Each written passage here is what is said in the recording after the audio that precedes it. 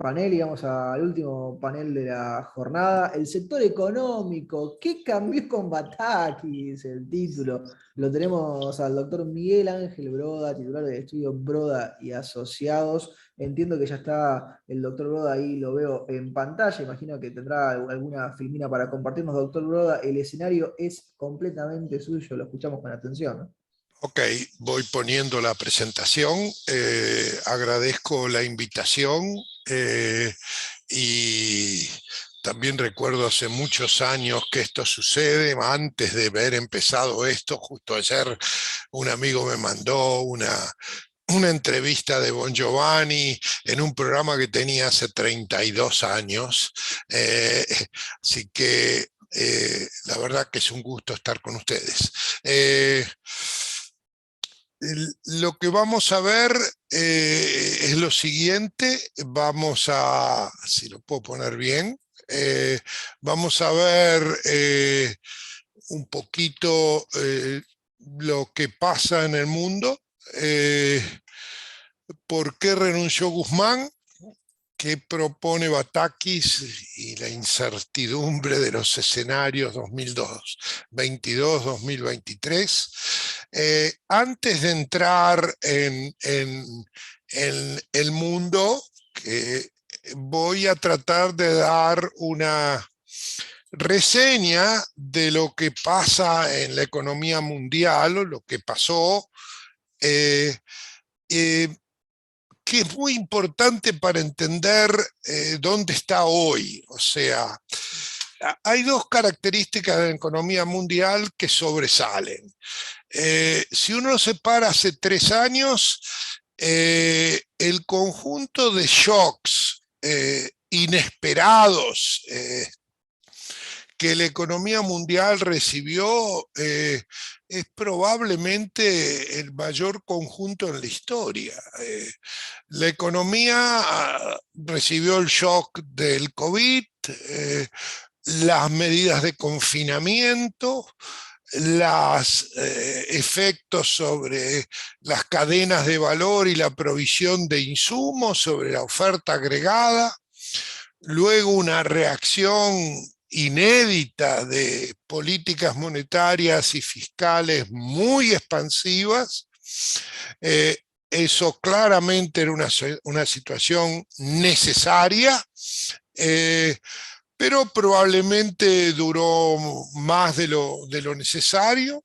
La economía empezó a recuperarse y después viene la guerra, después viene una nueva ola de Omicron dentro de la política cero de China, y ahora tenemos también olas adicionales en Europa. Y claramente la invasión rusa produjo un cambio muy importante en precios relativos. Así que si usted se para 3 años para atrás y trata de predecir lo que pasó, claramente va a darse cuenta que la predicción es una actividad insalubre. En este contexto, lo que ahora voy a contar es la segunda parte. ¿Cuáles son las preguntas? ¿Cuáles son las cuestiones que los hacedores de política económica, los inversores, la sociedad en general se problematiza o trata de encontrar? Y voy a tratar de dar mi opinión sobre cada una de estas cuestiones. La primera cuestión es que el mundo ve un aumento de inflación y una reducción del PBI, del crecimiento, que vamos a ver numéricamente todo lo que voy a decir en esta parte. Y miremos el relato. El relato de los bancos centrales fue que era un brote inflacionario transitorio. La verdad que con la experiencia argentina, Christian Broda y Druckenmiller en febrero del año pasado escribieron un artículo que 2 semanas después escribió lo mismo Larry Summers, Se mire, muchacho, esto no es transitorio, esta es una inflación persistente y permanente para el mundo. El partido lo ganó totalmente la inflación persistente, eh, pero recién en marzo de este año las tasas salieron del cero del FED. O sea, el mayor error de política monetaria en los últimos 30 años. En marzo del año pasado se pasó el paquete de 1.900.000.000 en Estados Unidos. Así que la primera pregunta es, esta no es una inflación transitoria. Segunda cuestión, y esa ya está definida. La segunda cuestión es, ¿qué tipo de inflación es? Ese tipo de inflación es claramente muy importante identificarla. Y si es una inflación de demanda, producto de políticas monetarias y fiscales extraordinariamente expansivas que produjeron un overheating de la economía, o es un problema de reducción de oferta, producto de cómo sufrieron las cadenas globales, cómo la geopolítica está cambiando la geoeconomía. Y, y la verdad es que esto es muy importante entenderlo, porque dependiendo de lo que uno ve, de lo que uno interpreta las causas de inflación, vamos a saber si esta es una inflación eh, que sale rápido o no. Y para escuchar eso pensé, para entenderlo, pensemos en la demanda y la oferta de limones. Si aumenta la oferta de limones, aumenta el precio de los limones, o sea, hay inflación, pero también aumenta la producción de los limones. En cambio, si por cuestiones meteorológicas o de encarecimiento del precio de los insumos se reduce la oferta de limones, también aumentan los precios de limones, pero ahora la cantidad producida, la actividad, el empleo que genera esa actividad es menor. Así que cuando vemos que una gran parte del mundo ha tenido shocks de oferta, eh, vemos de que entramos en un periodo de estanflación. Y ahí somos nobles, ¿ok? Eh, claramente, si entramos en un periodo de alta inflación y bajo o negativo crecimiento, aparecen otros problemas. El primer problema es cuando se asustan los bancos centrales de subir subiendo la tasa de interés, y vamos a ver que Powell, presidente del FED, no es Volcker. Y el segundo problema es la política monetaria contractiva. ¿Va a producir un aterrizaje suave o va a ser una recesión fuerte y duradera? O sea, la pregunta del soft o hard landing es crucial. Y es crucial para todos los inversores del mundo. Y además hay otro problema, que es, se desinflan todas las burbujas. O sea, muy difícilmente el precio del real estate en los países desarrollados, de las acciones, haya encontrado su piso. Estamos en presencia de una estanflación que va a ser más lenta la reducción de la inflación, y que dado el gran incremento de deuda privada y pública que hubo después de la pandemia, antes de la pandemia había 200% del PBI de deuda, ahora hay 350. O sea, muchas empresas zombies y financieras también zombies van a desaparecer y van a ir a la quiebra. O sea, estas burbujas se pincharon. Y probablemente todavía no encontraron su piso. Así que uno tiene que entender la enorme incertidumbre que hay en el mundo, y cuando veamos Argentina vamos a tratar de ver cómo esto nos afecta. La primera cosa que vamos a ver son algunos números de lo que acabo de decir. Primera, mire, este es el PBI del mundo. El PBI del mundo en el último semestre, en el primer semestre de este año, creció a una velocidad de 1,1. Un tercio de su tasa de crecimiento potencial. Y si bien el consenso es que el PBI mundial va a crecer 2,9 este año, los riesgos son, como muestran las flechitas, hacia abajo. Segunda cosa muy importante es que hay una gran heterogeneidad entre los países. Si uno toma el primer trimestre del 22 contra el trimestre prepandemia, el mundo está en nivel 6,4 mayor, pero Estados Unidos está 2,7, Europa 0,6, China 10 arriba, pero India 2,3 abajo. Vamos a ver con mucho cuidado la disparidad en Latinoamérica. Cuando uno mira los números, mire, el PBI de Estados Unidos dio negativo, primero contra cuarto a velocidad anualizada de 1,6. El PBI de China, el consenso es que haya caído una velocidad de 5,4 en el segundo trimestre. O sea, la desaceleración de la economía mundial es muy fuerte. Si uno toma, por ejemplo, como síntesis de los pronósticos de los bancos de inversión, el del Morgan, nunca hubo una revisión así.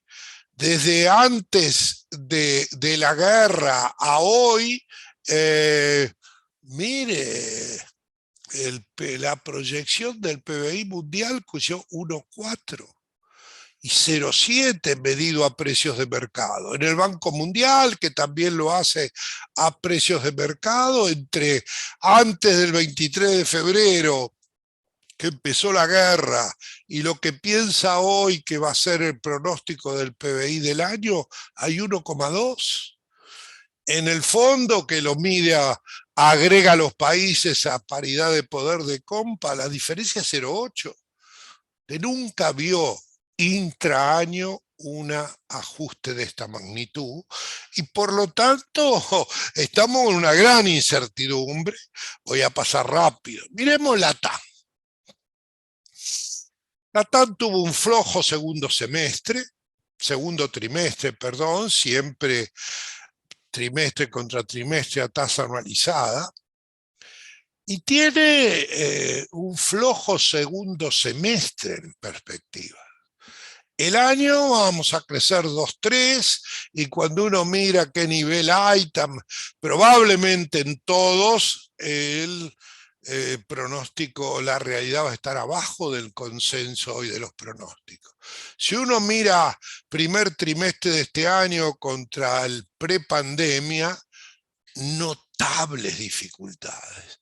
Lideradas por China, el nivel está Chile 11% mayor.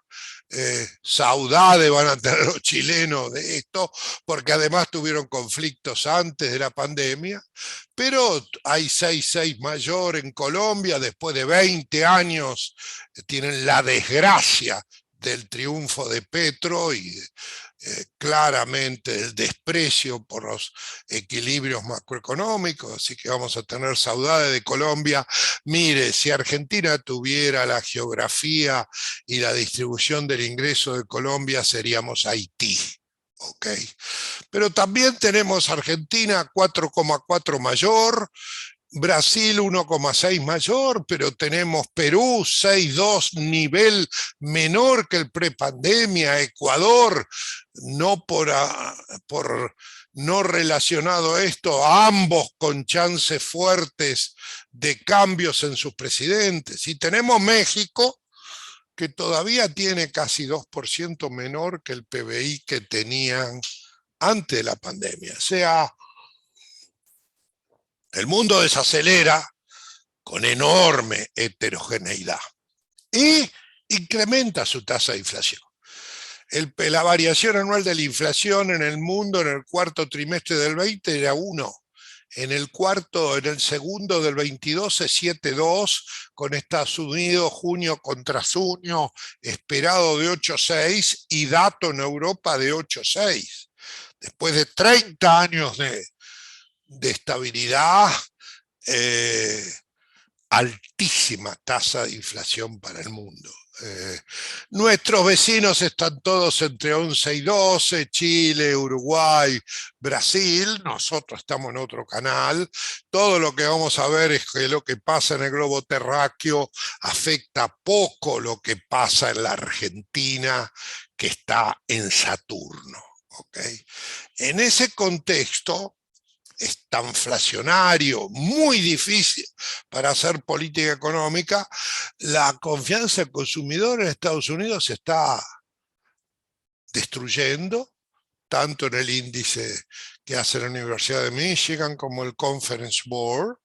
O sea, la tasa de inflación está afectando los ingresos reales. Los principales indicadores bursátiles están en la zona, en el bear market, más de 20% de caída, y claramente, probablemente no estén en el piso.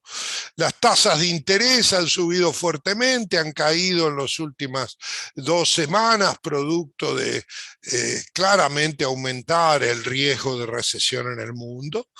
Y el valor del dólar está en el pico de los 20 años, y esto es muy importante para las commodities. O sea, en el año el dólar se valorizó contra el resto de las monedas 10%. La verdad, si me hubieran preguntado hace 6 meses qué probabilidad que el euro estuviera a 1,0164 como esta mañana, yo hubiera dicho menos del 10%. O sea, una extraordinaria desvalorización del euro. Y obviamente el aumento del riesgo de la recesión se resiente los precios de las commodities, que han sufrido fuertemente en las últimas 2 semanas. Los desafíos de política económica, como lo sabemos muy bien, son enormes en esta inflación. ¿Por qué? Porque sobre todo cuando hay coaliciones gobernantes, y mire, hay una parte de la coalición que quiere apretar el freno con la política monetaria, y la otra parte de la coalición quiere apretar el acelerador con la política fiscal. O sea, eso es lo mismo que prender el aire acondicionado y la calefacción al mismo tiempo. La temperatura del cuarto no se sabe. ¿Okay? Así que esta inflación es un contexto para hacer política económica muy difícil.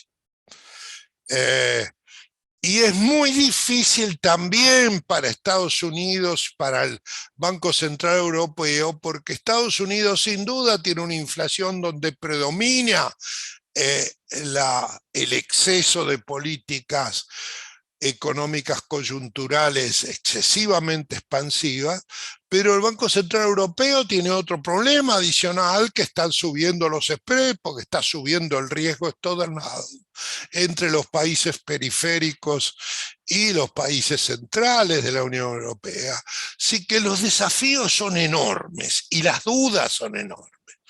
¿Y por qué? Porque miren, la tasa de inflación de Estados Unidos dio 0,97 en mayo, 8,58 la variación anual, y el PCE, que es el índice de precio del Personal Consumption Expenditure, que es el que mira el Fed para determinar la tasa de interés, que es obviamente la variable macroeconómica más importante para el mundo.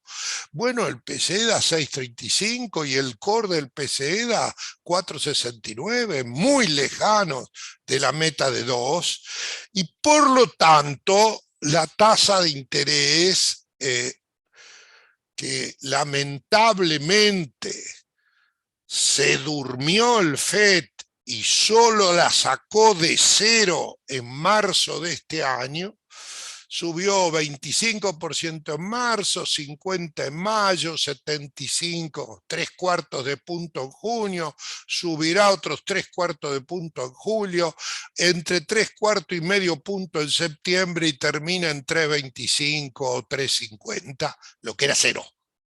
Okay. ¿Por qué hay mayor incertidumbre? Porque cuando usted sabe que los 16 que votan en el Federal Open Market Committee, cada 3 meses hacen sus predicciones. Miren lo que preveían. Preveían que la tasa del FED a fin de este año, en marzo, fuera 1,9, ahora 3,4, que el PBI cuarto contra cuarto fuera 2,8, ahora en la última revisión del 15 de junio 1,7. O sea, si los que determinan la tasa de interés tienen tanta volatilidad en sus pronósticos, la incertidumbre sobre qué va a pasar en el mundo es muy grande. La inflación en la zona del euro es 8,6, con España 10,2, junio contra junio, Italia 8,0, o sea, claramente Lagarde, retrasada como está, pero que al mismo tiempo tiene que seguir comprando bonos de los países periféricos porque los spread sobre los de Alemania son muy altos, enfrenta desafíos no comunes. Y también claramente la tasa de Alemania, que hace 2 semanas que cae por la expectativa de recesión creciente, bueno, era negativa hasta febrero de este año. Así que tenemos un cambio fenomenal en una variable clave. En Brasil, que es muy importante para nosotros, la tasa de inflación es 12, y la Selic, que era 2% en marzo del 21, en febrero del 21, mire, el 15 de junio subió medio punto a 13,25 y por lo menos medio punto más en la reunión del Copón del 2 o 3 de agosto y no sabemos si para ahí. Y pasamos de una tasa real negativa de 1 punto a una tasa positiva a fin de año de más de 5 puntos. Y obviamente esto afecta sustancialmente la tasa de crecimiento de Brasil, que en el segundo semestre es inferior a la del primer semestre. Solo esperamos que crezca 1 Brasil, que la Selic termine en 13,75, que claramente Bolsonaro haga esfuerzos importantes para tratar de ganar la elección, que hoy gana Lula en primera vuelta, fundamental para la toma de decisiones de qué va a hacer Cristina.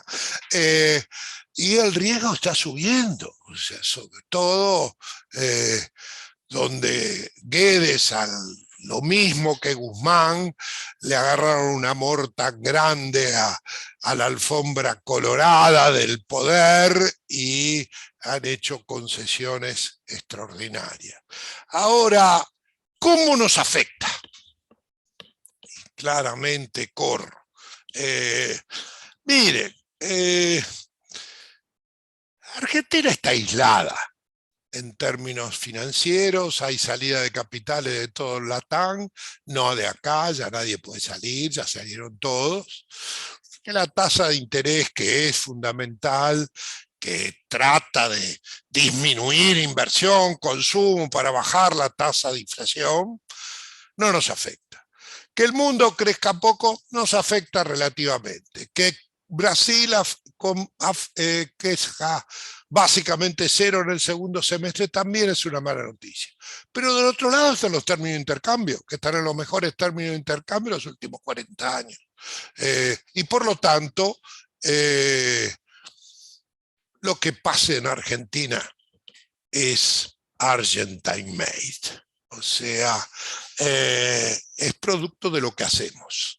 Así que vamos a responder, vamos a tratar de explicar por qué renunció el ministro, qué es lo que va a hacer la ministra y qué es lo que es más probable que suceda.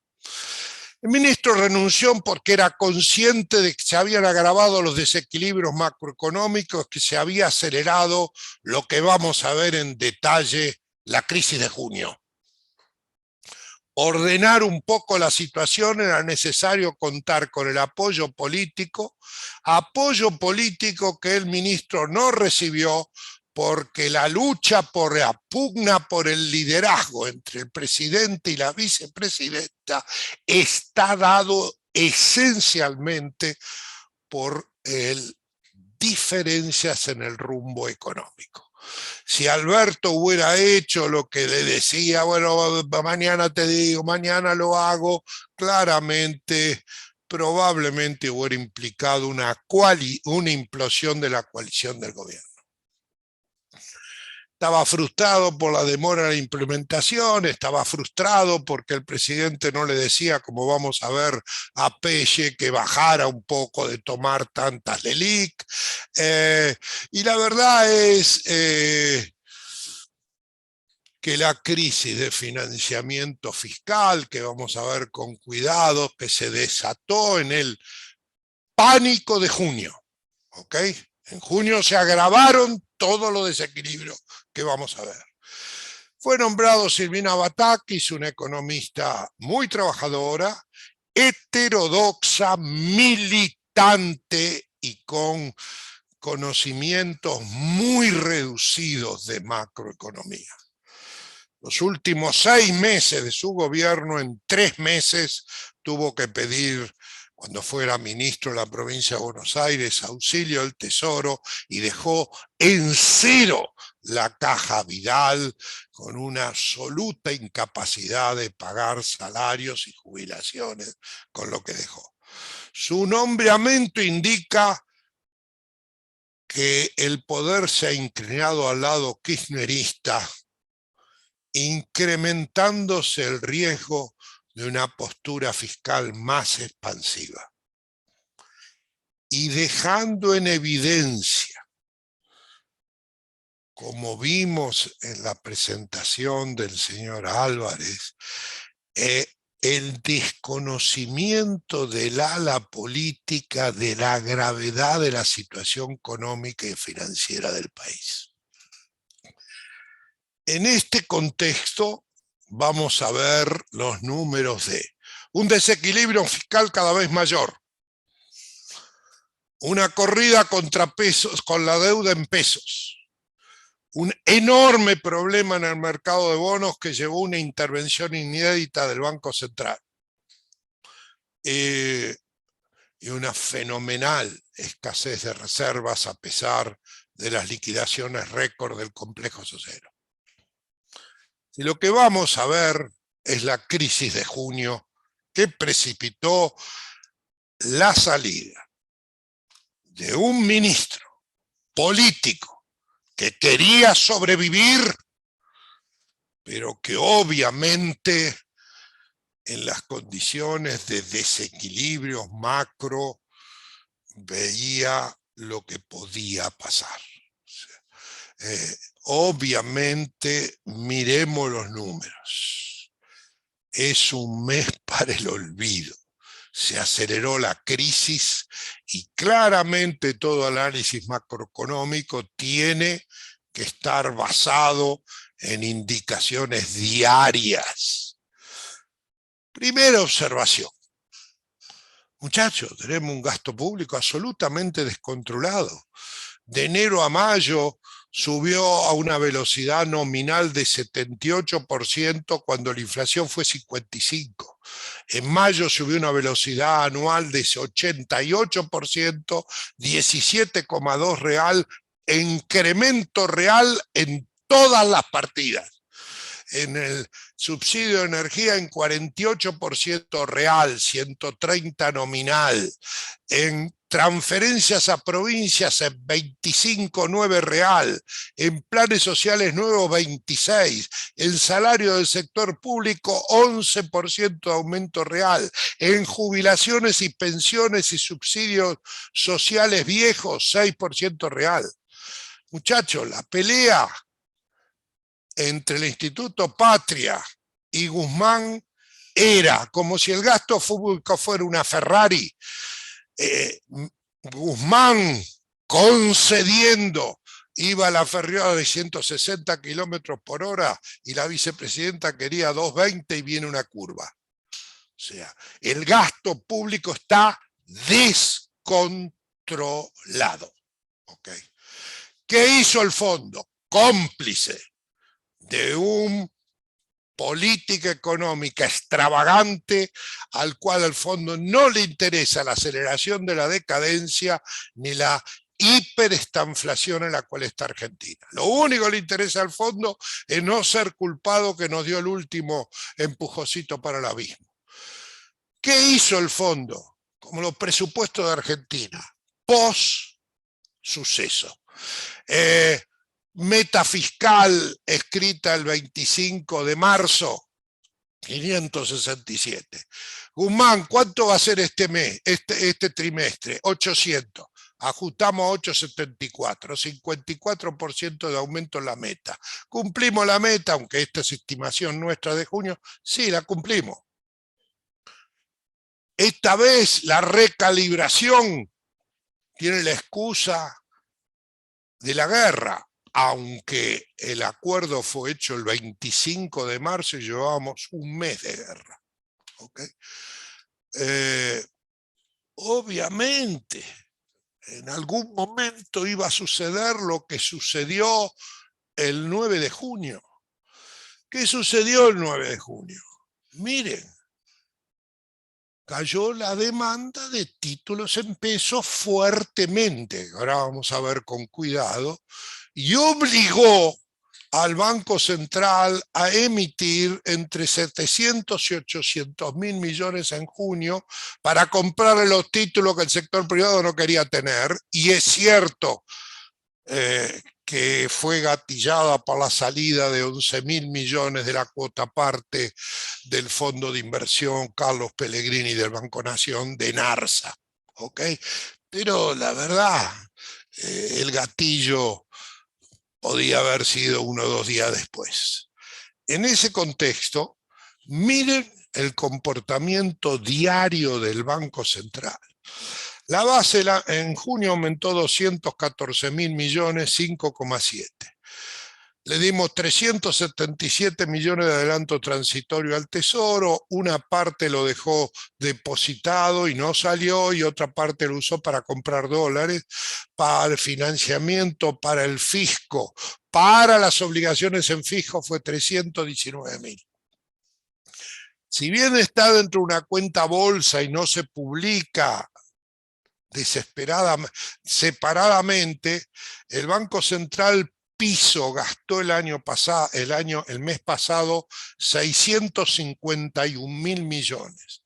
Con los 250 mil del viernes 1, el lunes 4 y el martes 5, ya estamos en un piso de 900 mil millones. Para resolver los problemas fiscales, emitió un billón. ¿Y cómo lo hizo? Bueno, lo hizo colocando 1.085.000 de LELIQ. Esto es muy simple. No hay financiamiento para el consolidado del sector público del Banco Central. En junio, ¿qué hizo Pelle?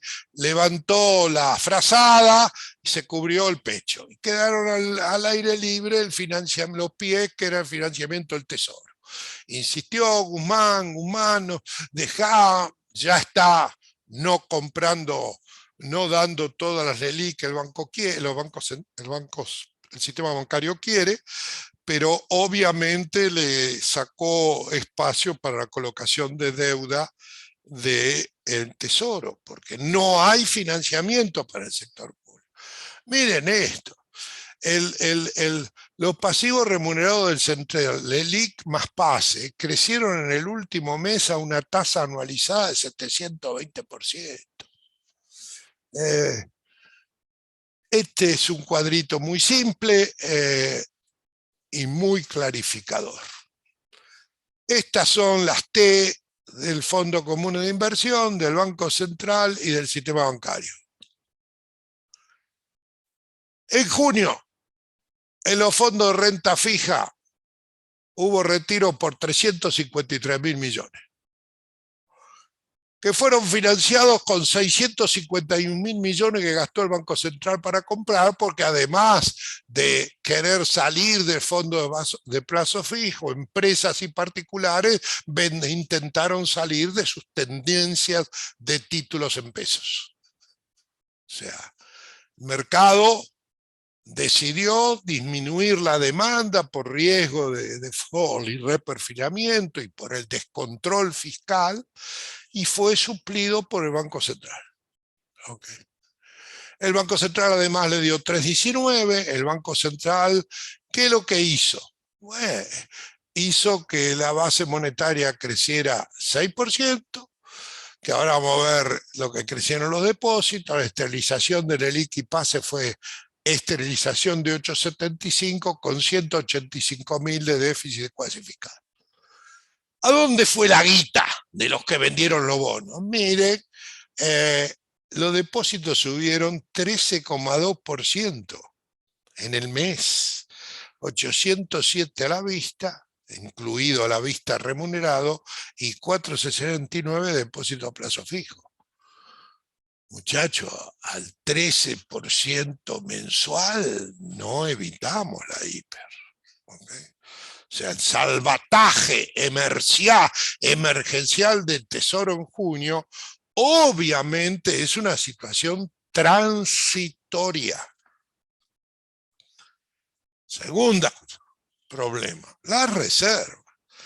Antes de las medidas de la semana pasada, hasta el viernes 24 de junio, llevábamos perdido en el mes 3.555 millones, 584 de ventas en el mercado de divisas y 2.787 de básicamente los dos pagos que hicimos el 21 y el 22 de junio de deuda de capital al fondo.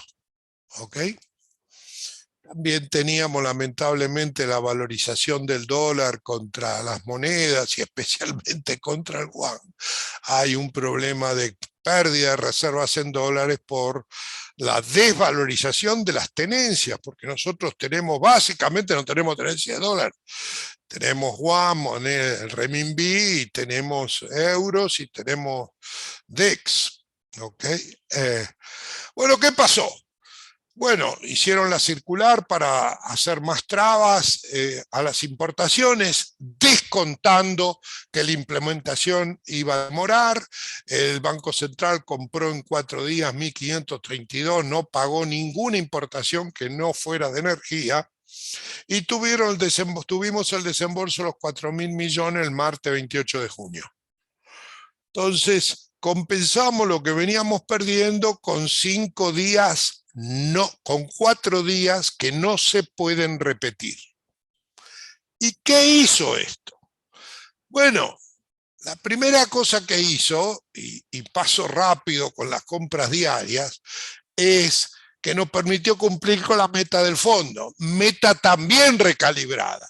La meta original era un incremento de reservas internacionales netas de 4.100,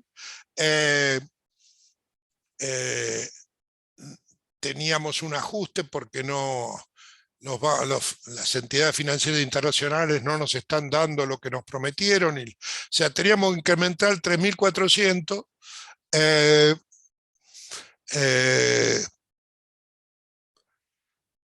nos bajaron la meta a 2.700. ¿Y de dónde salió el cumplimiento de la meta? 1.482 de lo que nos permiten usar del desembolso que nos dieron de 4.000 y 1.532 lo que paralizamos los pagos de importaciones en los últimos 4 días.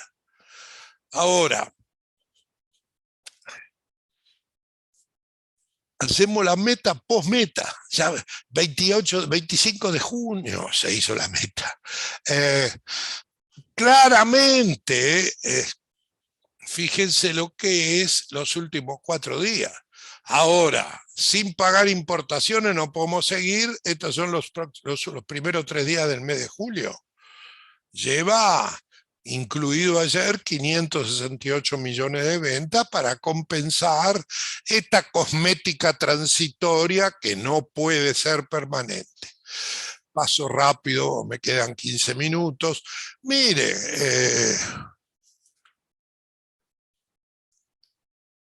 la caída de la demanda por la deuda en pesos, que era la medalla de Guzmán, el desarrollo del mercado de capitales en pesos, hizo que obviamente nadie quema pesos, así que salen de una mano y entran en la otra. Algunos, el exceso de cantidad real demandada de pesos fue al dólar y obviamente por un lado los títulos con SER eh, cayeron, por otro lado subieron los dólares en el ROFEX y subieron todos los dólares de contado con liqui MET de 2.80 esta mañana, la contado con liquidación. Y el Banco Central, además, el pánico de junio, vendió. Tenía 2.000 millones de vendidos en el ROFEX, con meta de 9.000 para el año que nos puso el fondo. Con lo de ayer, ya estamos en 6.000 millones vendidos en el futuro. No es lo que dejó Cristina. Cristina dejó 17.000 millones de dólares vendidos en el futuro, que fueron un gran problema para la primera parte de la administración de Macri, pero también es cierto que Bakakis no es Axel. ¿Okay? Axel levantó el acelerador en agosto del gasto público, le prometió que llegaba sin crisis, dejó un campo minado, pero hoy estamos en otras manos. El gobierno no hace nada para evitar la aceleración de inflación y la normalización de la economía.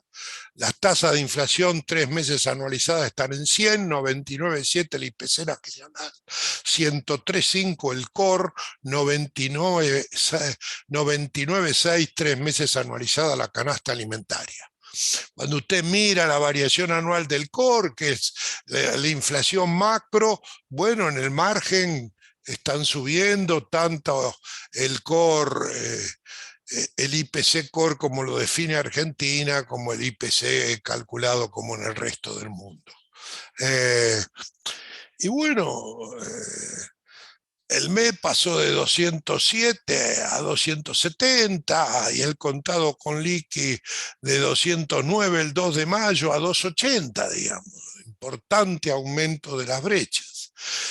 Con el agravante que la variable más importante para la demanda de pesos, que la tasa de inflación esperada, se dio un salto enorme entre el REN, sale hoy el REN de mayo, entre el REN de junio, sale hoy, de 7,2 puntos, la tasa esperada de inflación de la mediana del REN para fin de diciembre. Para adelante, bueno, estamos en un proceso de aceleración inflacionaria. El último bimestre la base creció al 65 anualizado, M2 al 96 y M3 al 94. Es cierto que para ir a la hiper es mucho más importante la demanda de dinero, pero la variable más importante de la demanda de dinero es la tasa esperada de inflación. ¿Qué propone Batakis en los 7 minutos finales que me quedan? Vamos a seguir el programa económico del presidente. Recuerden, uno para hacer pronóstico tiene que leer todo lo que era escrito el ministro de Economía, el secretario de Política Económica, todos los secretarios, porque uno va con lo que piensa, o sea, va al gobierno con lo que aprendió en la facultad y con lo que escribió antes de ser ministro. Heterodoxa, militante, sin ninguna experiencia macro y con nombramientos en términos macroeconómicos que no serían ayudantes en el estudio. Lo dije cada. Vamos a seguir el programa económico del presidente. ¿Cuál era el programa económico del presidente? No tiene plan. El programa económico del presidente es vamos viendo. Cuando surge un síntoma, atacamos el síntoma sin preocuparnos de las causas. El corset que produce el fondo no es corset. Se van a recalibrar las metas. Se mostró a favor de algún ordenamiento de las cuentas fiscales y de mantener el acuerdo con el fondo. Algún ordenamiento fiscal mucho más pro aumento de impuestos que baja del gasto. El camino al equilibrio lo vamos a hacer con la gente adentro. Vamos a continuar la segmentación, aunque en algunos cambios de las tarifas. Fíjense, en acuerdo con el fondo inicial teníamos un ahorro de 0,6 del PBI porque en disminución del gasto en subsidios. Hasta ahora, con la subindexación que hemos aprobado, tenemos un aumento de 0,7 del PBI. Si hacen segmentación, como está anunciado, igual a aumento de gasto público en subsidios en este año. Tipo de cambio que vamos a ver se siente cómoda. Y es multicausal la forma de atacar la inflación. Mire, señores, la inflación es, para inflaciones bajas o normales, la inflación es exclusivamente, como dijo Milton Friedman, un problema monetario. Para inflaciones altas y persistentes, es como dijo Sargent, toda inflación alta y persistente es consecuencia de la situación fiscal que domina la política económica y le hace ser su empleada doméstica. Más claro, imposible. Así que las cuentas ordenadas van a colaborar.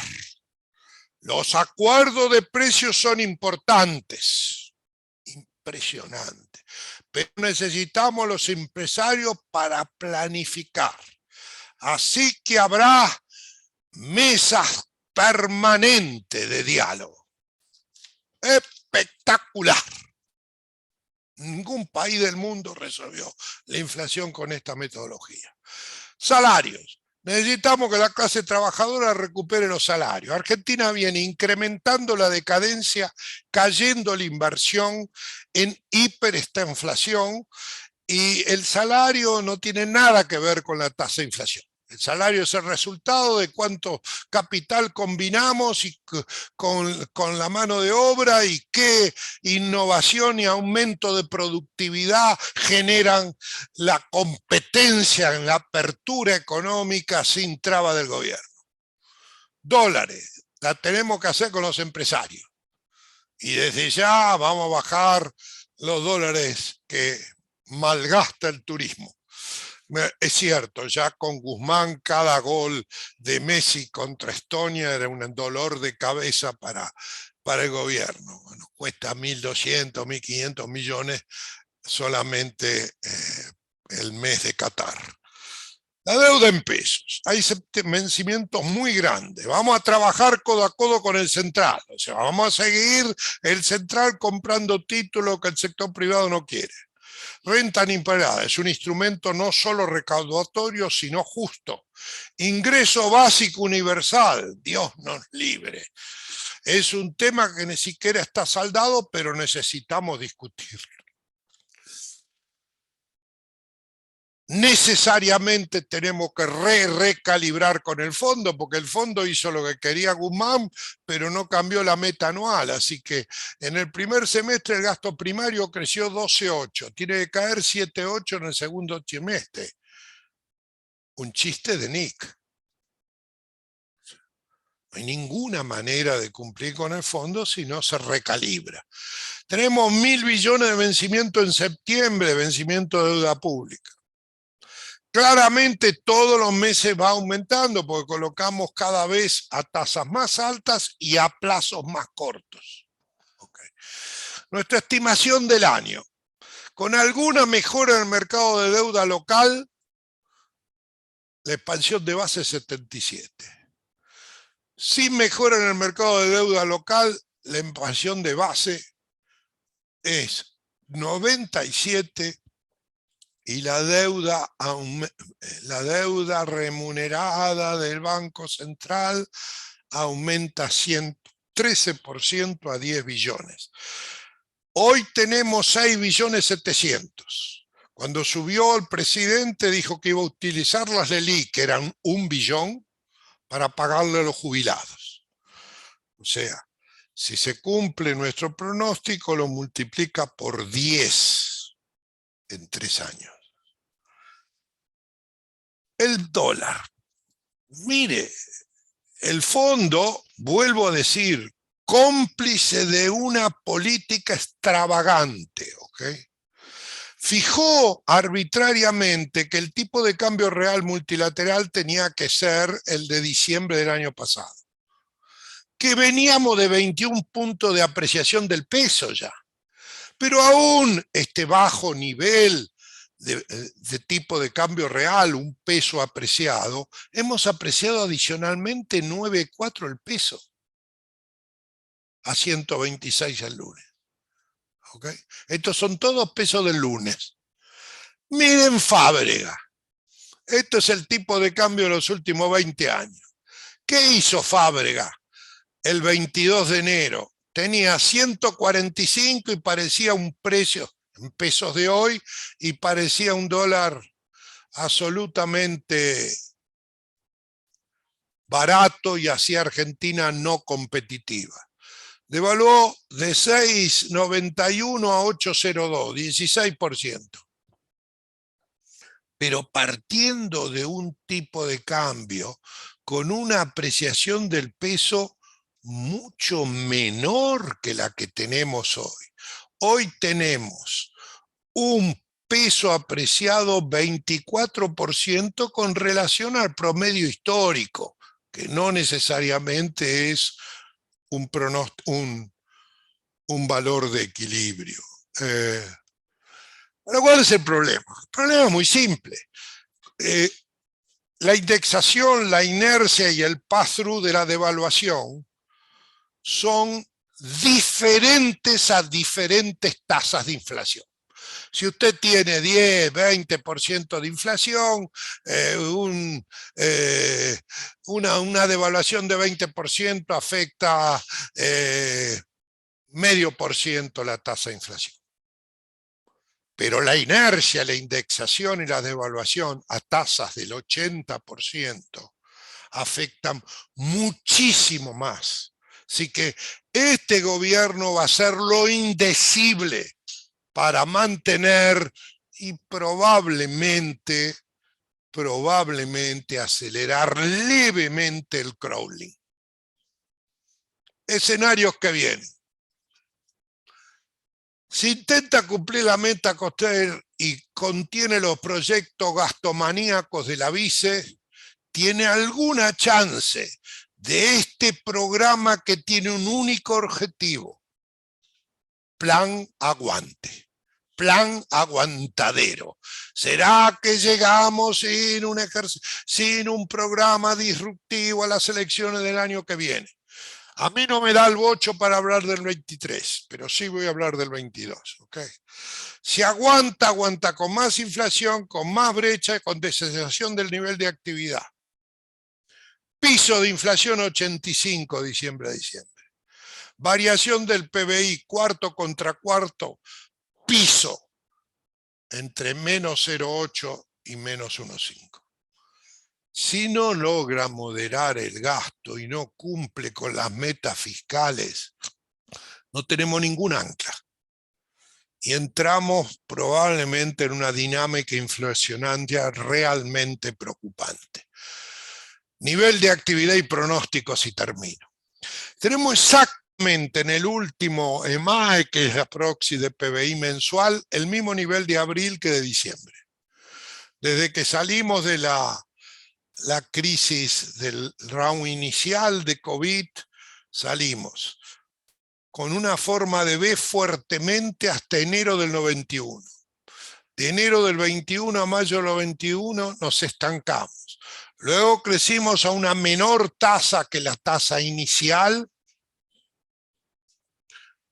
Desde enero del 21 a diciembre del 21 nos estancamos. Nuestro pronóstico de mayo es levemente declinante, entre 0,3 y 0,6 mayo contra abril. Nuestro pronóstico del año. Segundo trimestre da 6,3 segundo contra segundo, con una caída de 0,6 segundo contra primero. Nos estamos contrayendo a una velocidad del 2,4. Cuarto trimestre contra cuarto, piso de caída 0,8, valor más probable 1,5. O sea, la actividad económica languidece. Crecimiento promedio del año 3,2. Básicamente el arrastre que decidió del año pasado. Arrastre para el año electoral negativo en casi 1 punto. PBI del 2022 per cápita 14% menos que el del 2011. Estamos acelerando la decadencia. Tasa de inflación prevista, 85 diciembre a diciembre. Resto de variables. PBI nominal, 79.700.000.000 en pesos. Tasa de cambio promedio, siguiendo con el vamos viendo y solo preocupado de los síntomas y claramente intensificando los controles para todos los que demandan dólares, demanden menos dólares, sean importaciones, sean préstamos financieros del sector privado, sean viajes, sean tarjetas de crédito, sea FAE, lo que quieran, formación de activos. Bueno, ¿qué pienso que va a pasar? Creo que evitamos en los próximos 2 o 3 meses un escenario disruptivo. Estamos trabajando nosotros como si estuviéramos en la hiper. Sea 20, 25 variables las vemos diariamente. ¿Okay? Recuerde que en la hiper nosotros que inventamos los índices de inflación del sector privado teníamos 2 cortes, uno a la 1 de la tarde y otro a las 9 de la noche, y yo no podía hablar al día siguiente sin haber revisado los 2 cortes. Estamos en modo hiper, pero no estamos pronosticando que eso suceda en los próximos 90 días. Argentina camina por un palo enjabonado. Junio duplicó por 2 el jabón. Así que claramente estamos caminando con riesgos muy importantes. Muy difícil hoy que el plan aguante sin una aceleración de la crisis a octubre del año que viene. Okay. La verdad, nadie quiso ser ministro y obviamente en la pugna parece ganar la vicepresidenta, donde su ilógica económica se lee con mucho detalle en el discurso de Ensenada del sábado pasado, que les ruego que lo miren con cuidado. Preguntas, si las hay.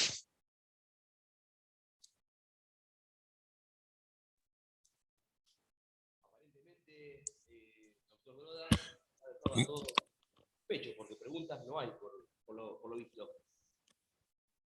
Ok, muchas gracias y será hasta otra vez.